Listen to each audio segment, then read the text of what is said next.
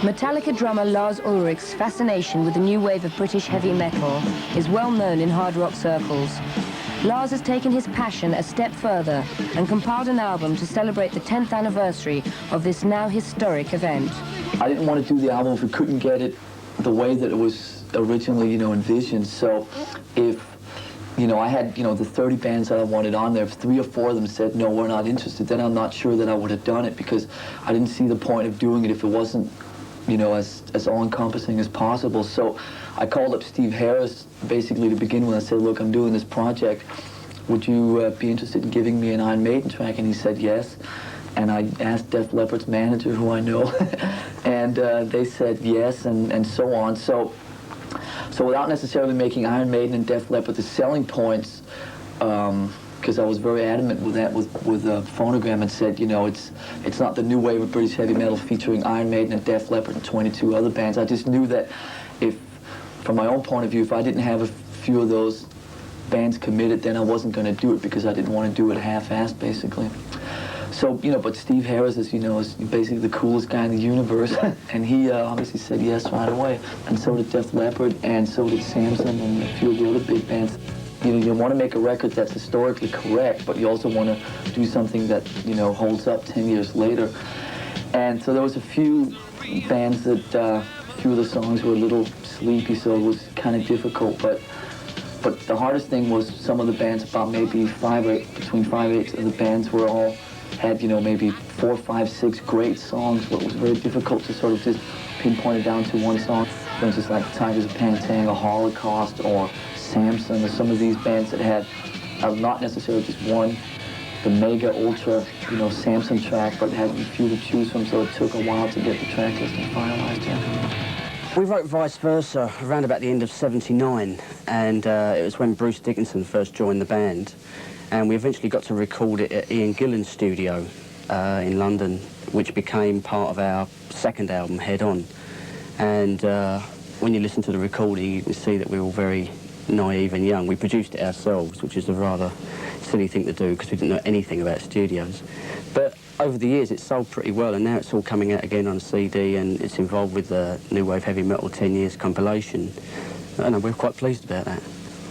There are a few probably surprising choices in there, some of the smaller bands like Hologround and Holocaust and say Gaskin and so forth, where people go, who were they? But are songs that just sound incredible still 10 years later, even better than they did back then.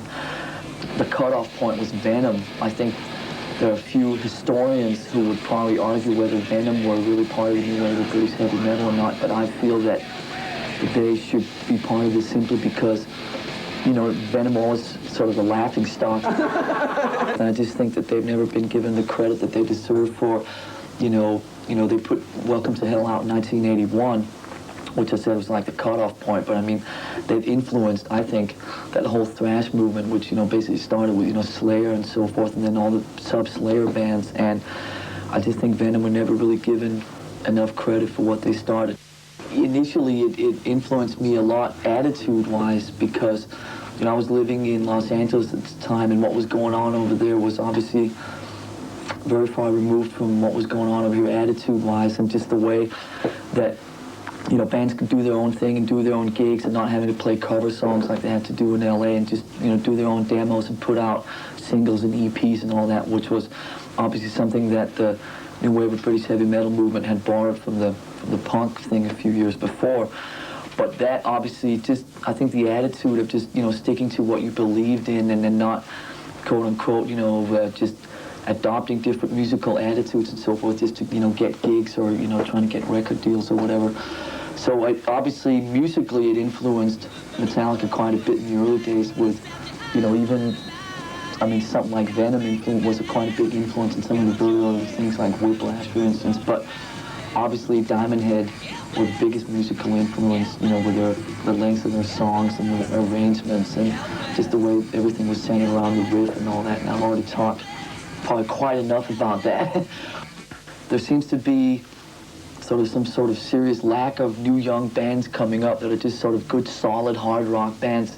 I think, the last bands that came up like that, were like Armored Saint or Sabotage and so forth, which is really, and it's a pity because they always seem to get sort of thrown in you know, over to the left was Slayer, Nuclear Assault, and so forth. And I just, you know, I'm not after, you know, imitators of Judas Priest and Iron Maiden, saying, you know, where's someone who sounds like Iron Maiden did 10 years ago, but where's someone that has the same vibe on him and same just sort of thing going for him as Judas Priest, the same excitement around him where Iron Maiden had when they came up, or Saxon or Judas Priest in 1977 or whatever, that just played good, solid, hard rock without having to be thrown in with, you know, say, Slayer out to the left or Cinderella out to the right, you know. So maybe this album will just sort of fill that gap a little bit by just, you know, coming out with some really good, solid, hard rock songs that don't have to be categorized specifically much. You know, the new wave of British heavy metal was something that was like, it was a category, but it was not a musical one, do you know what I mean? It was like just hard rock metal, England, 79 through 81, you know what I mean? If you take the extremes, say, you know, from White Spirit to Venom, or from Angel Witch to Praying Mantis or something like that, I mean, you could never do that today, because those kind of bands would be categorized so, you know, far from each other nowadays. If you're going to say, let's do a compilation album, what was going on in, you know, 1990 in England, then, you know, those, you know, everything is so far from each other now because of all these stupid categories, so I just don't think that would be possible anymore.